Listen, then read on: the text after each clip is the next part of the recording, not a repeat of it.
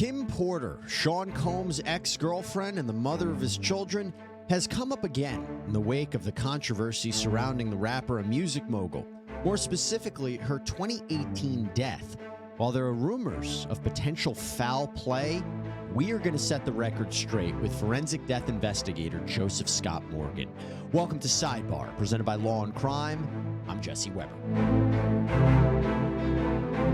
Hey everybody, this is a Law&Crime legal alert. Google Incognito tracked users' browsing data without their knowledge, and Mass Tort Alliance, one of our legal sponsors, is helping users file for compensation due to Google misleading the privacy of their incognito browser. So if you've used Google Incognito anytime since 2016, you can start your claim in less than 10 questions at incognitoclaims.com/sidebar. There have been a lot of names that have come up recently with all of this Diddy drama happening right now, but there is one name in particular we want to talk about specifically. The late Kim Porter, Diddy's ex-girlfriend. And it's strange that her name is coming up and is part of the conversation because it's really centered around her death. And that's what we're going to get into. Now, Sean Diddy Combs, of course, is in the news a lot lately after he was hit with numerous lawsuits alleging sexual assault, sexual violence, physical violence, sex trafficking, illegal weapons, and narcotics possession. And, of course, his homes in L.A. and Miami were raided last month. His sons, Christian and Justin, were placed in handcuffs. They were detained, not arrested. This reportedly is all pursuant to an ongoing federal sex trafficking investigation from New York. Now, there have been no arrests, there have been no indictments, there have been no charges, other than a Diddy associate who was arrested on narcotics charges on the day of the raids. But experts we've spoken to indicate that charges against the rapper and music mogul could very well be on the horizon. But we shall see. Now, with all of this going on, let's talk now about Kim Porter. So who is Kim Porter?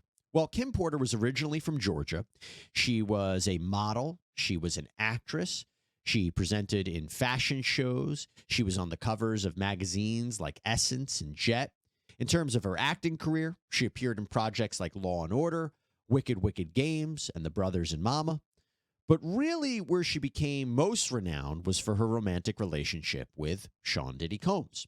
She started dating Combs in the 1990s. They reportedly had an on-again, off-again relationship. They ended up having a son together, Christian. He was born on April 1st, 1998. Now, she had her first son. His name's Quincy Brown, but she had him with a music producer named Al B. Shore. But Diddy actually considers Quincy as his own son and has raised him since a young age. So he's a part of the family. But like I said, Combs and Porter, they had this on-again, off-again relationship. Combs and Porter, they broke up in 1999. This was the year after Christian was born. They ended up having a reportedly nasty court battle over custody. But then we can't forget that Combs went on to date singer Jennifer Lopez, J-Lo, for a couple of years. In fact, as we previously discussed on a sidebar, in one of the lawsuits that Combs currently faces, one filed by his former producer Rodney Jones, the infamous 1999 nightclub shooting involving Combs and J-Lo is referenced, and Jones makes the claim that Combs admitted he had someone take the fall for him that night, that he was really responsible for what happened. Anyway, it's our understanding that Combs and Porter, they reconcile and they get back together in 2003. Fast forward 3 years, 2006, the couple welcomed their twin daughters, Delilah Starr and Jessie James. But apparently, it was not all sunshine and rainbows with this couple. No, you come to find out that Combs reportedly cheated, that he was expecting a child with a woman named Sarah Chapman in 2006 while Porter was pregnant with their twins. Porter told the publication Essence that she found out what was happening through a friend. She was quoted as saying, "I would have preferred to find out from him because that's a man. I know it's hard for anyone to say to their significant other, I've gotten into some S and I've got a baby on the way, but men do get caught up in things. I'm not naive to that. Still, there's a right and a wrong way to handle it because most of all, we were friends. Even if I couldn't have understood it as a woman, I would have understood it as a friend." Porter said that After their twin daughters were born, Diddy did come clean to her, and she reportedly said to him, "Really? Well, I already knew. I'm glad you decided to be a man." I was like, "Dude, this is so whack. I can't even respect you right now. And for me, once the respect is gone, I'm not even listening to you." Interestingly, Colmes told Essence that while Porter deserved to get married, he wasn't ready. He was quoted as saying, "It's not a reflection on how much I love Kim. It's that I'm just learning how to be a good boyfriend. When I'm finished with this step, I'll move on to the next." Well, less than a year later, in 2007, the couple ended their relationship officially. This was the last time they were together, or reportedly together. Porter said in a statement to the media through her rep, quote, "In ending this relationship, I made a decision that was in the best interest of myself, Sean, and our family. I look forward to moving on with my life and my career and wish him prosperity, health, and happiness in life and in love. We will remain friends and committed parents to our children." Now, Porter also did an interview with Essence magazine, and the interviewer asked her if she was scared to leave. Well, Porter told the interviewer, "No, not at all, but I wanted to be dramatic. I wanted him to know I wasn't breaking up with him for 2 weeks or maybe leaving for 2 days. If I pack up everything, twins and all, it means I'm out. Puffy's an action person, not a talk person, so I had to have an action. Telling him, 'Babe, I'm leaving,' that was not going to do it." She went on to say, "It's not an original script. He's not the first man who's cheated. He's not the first man who's had a baby outside of his relationship. He's not the originator of this, but at this point in my life, I have girls now. It's a different program." Now, here's the thing. By all accounts, Porter and Colmes, they seem to remain close. They seem to be on good terms as parents. Porter would even say that she and Colmes were friends, that they were committed as parents, and that Colmes called her every day. Colmes told Jet Magazine, quote, "Kim is an incredible mother to our children. We've been part of each other's lives for many years, and I've always admired her courage and strength. We're the best of friends." And that amicable relationship continued until her death. So let's talk about 2018, because in 2018, Porter and Colmes, they reportedly spent Mother's Day together. They and all their kids came out to attend a screening of their son Quincy's new Netflix movie called Holiday Calendar. And Colmes, even in that year, shared an Instagram photo of Porter and their daughters dressed up for Halloween. And then on November 4th, 2018, 1 week before her untimely death, she wished Colmes happy birthday on her Instagram, posting a photo of him with the caption, "Happy birthday at Diddy. On this day, a genius was born.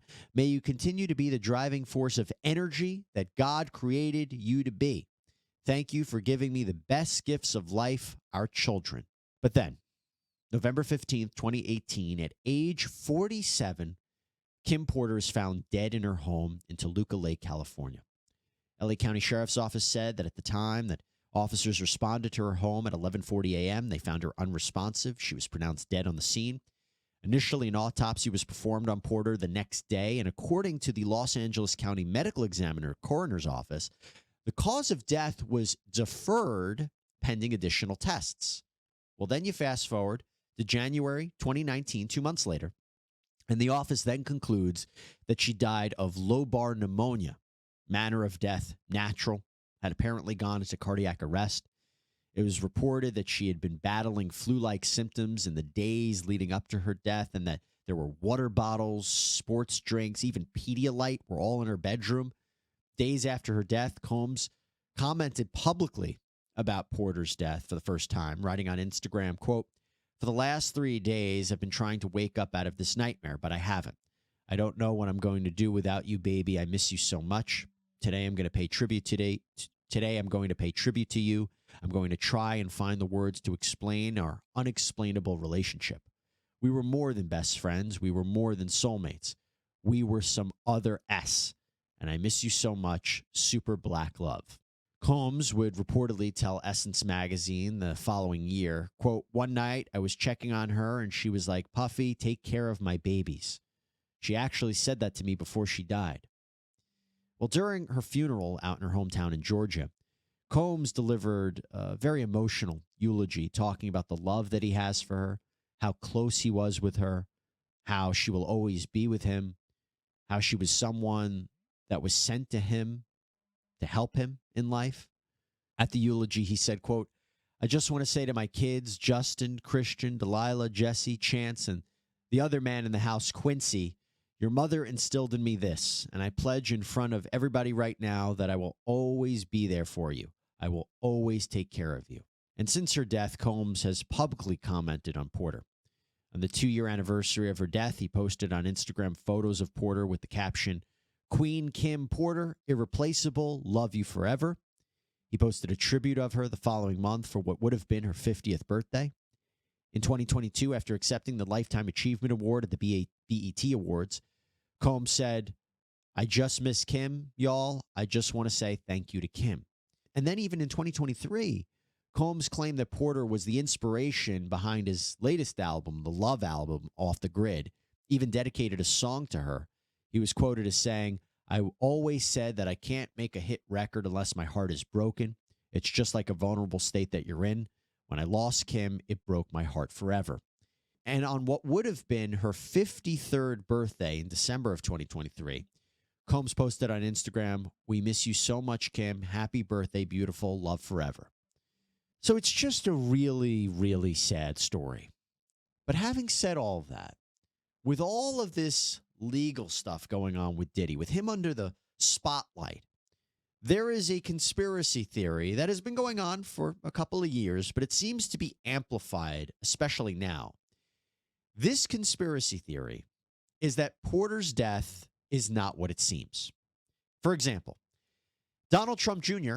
went on the Academics podcast and said that his ex-wife Vanessa was friends with Porter, and that when Porter died in 2018, Vanessa called him and allegedly said, something is up with that.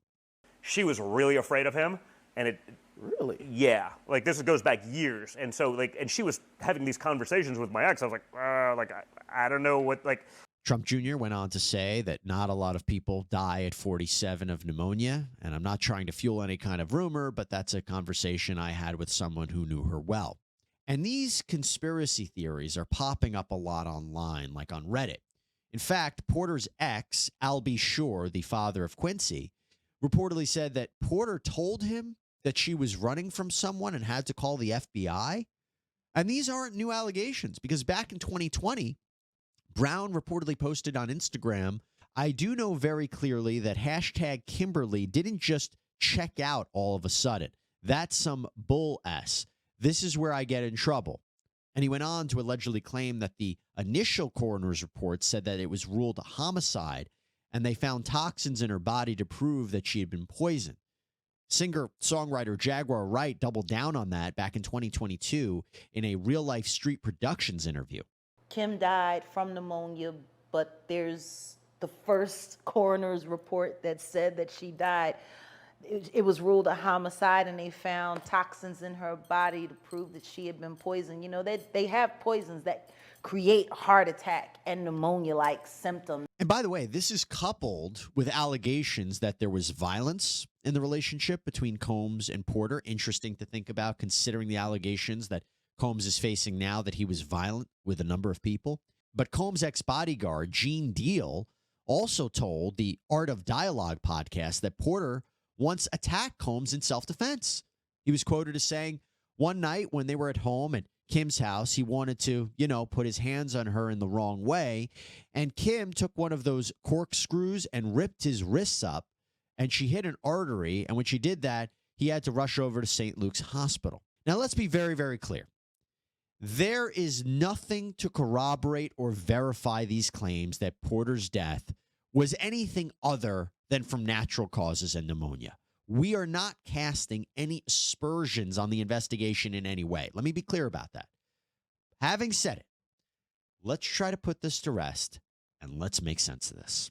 And who better to talk about it than one of my favorites, Joseph Scott Morgan, forensic death investigator from Jacksonville State University, host of the Body Bags podcast. Joseph, so good to see you. All right, what do you make of the rumors here? This idea that there is more to the death of Kim Porter than meets the eye. Well, we always have to fall back to the science, particularly in my area. We don't we don't manage rumors very well, in the scientific community. We want to see hard evidence of this. And with that understanding, when Miss Porter was found deceased in, her Toluca Lake home, lying on the bed. There were a couple of people that just thought that she was sleeping, and so they had to, go in and officially, kind of assess her. And, the family and friends, they determined that she had passed on. When you have a person of her age that passes away, and she's a young woman, that, we're going to view that, we're going to walk into a scene, and our immediate working assumption is that all cases are homicides until proven otherwise. And so we have kind of a checklist that we work off of in the medical legal world. And if you're not seeing, classically forced signs of forced entry and struggle, broken furniture, that sort of thing, and then you turn your gaze to the body, because I think that one of the things that's been kind of floating around out there is this idea of perhaps suffocation. LA County, their medical examiner coroner is top flight, when it comes to this sort of thing, doing these assessments. So they're going to examine the eyes very carefully, looking for petechiae, and then, any signs of trauma externally that you can appreciate. Well, that's not where it ends. And you have to understand this. She would have been removed, which she was, from that scene and taken to the ME's office in LA County, and this examination would have been performed. They're looking at everything Yeah. here, Jesse. So it's really hard. It would be hard for me to believe that there's anything nefarious going on that the ME did not pick up on. Let's break this down a little bit. So they say Yeah. that she died from lobar pneumonia. Is Right. that common for someone to get lobar pneumonia at 47 and to die from this pneumonia? And for anybody who doesn't know, explain to us how someone dies from pneumonia. Right. Yeah, it's an excellent question. So, our lungs, we have each lung has lobes. And so the left lung, because the heart is on the left side, only has two. The right lung has three. And it's specifically concentrated in one of these particular lobes. Um, it the death itself is very painful. Um, uh, it's almost like an individual is drowning in their own congestion, if you will.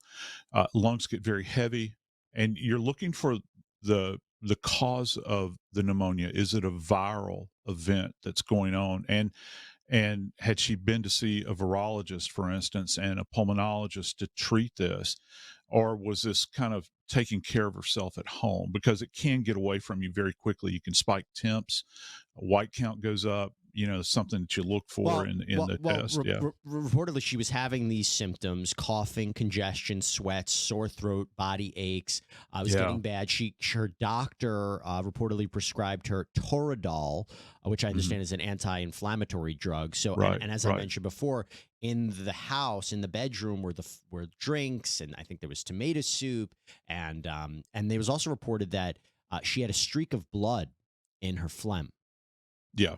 And that's not, to see that kind of hemorrhagic presentation. On a personal note, I've had, I think, pneumonia, 3 times in my life. It all started in the military. And it's one of those things that once you have it once, it will represent. It's a horrible set of circumstances to be in. And yes, people her age do in fact die of pneumonia. And so I would be very curious to try to understand the microscopic examination, because that's where this diagnosis rests, Jesse, relative to her lungs, and making this postmortem diagnosis, or it's almost confirmatory, because if you've got the attending physician that is aggressively treating this condition that she had been diagnosed with, first off, you hope that they took the right therapeutic track, the right clinical track. And then at autopsy, just like in a hospital with a natural death, you try to explore that and confirm or disprove, either way, what the practitioner had diagnosed. And so that's what they're going to be looking at in a case like this. They will have acquired all of her medical records. MEs do this all of the time. And before the doctor would actually sign, and when I say doctor, I mean the forensic pathologist, before they Right. sign the death certificate, they would have reviewed all of these records going back to all of her treatment. So let's just be clear here. First, our understanding it was reported that her cause of death was deferred, and that and it was pending additional testing, and then they don't come back with the cause and manner of death until 2 months later. For Yeah. anybody listening, is there anything unusual about that? No, because I can tell you one of the things they would have done in the morgue, if they had an indication of pneumonia, they probably would have done studies that extend far beyond just doing the gross anatomical dissection and then the microscopic examination. They would have done cultures on her lungs, and that sometimes can take time. And then you have kind of the specter that everybody really is interested in with medical examiner. That's the tox panel, because when you have someone that is of this age, and that's important to keep in mind, you're trying to explore every possibility. It's less likely that someone of her age would die. But if you've got someone that's, say, in their 80s and they're already compromised in health, pneumonia is a very common cause of death in that age group.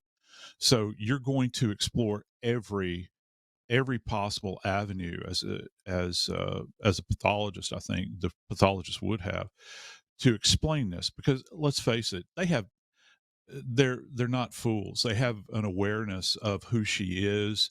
They would want to make sure that everything is covered in this case. And that's the one thing that's different from LA, is that they're used to dealing with people that are in this strata. Right. Where there's going to be a real, they're going to be under the microscope. Everything will be questioned, So there's this allegation that the first coroner's report said it was a homicide and there were toxins in her body. I have not seen anything to suggest that. It seems to me it's a rumor. Have you seen anything different? Never. So No. where does that come from? Is that just a rumor? I have no idea. Again, it goes to, the idea of stirring the pot, perhaps. I have no idea, because let me tell you something. If they had now give me that statement one more time, Jesse. I heard you say homicide, and then what was, and toxin. Toxins.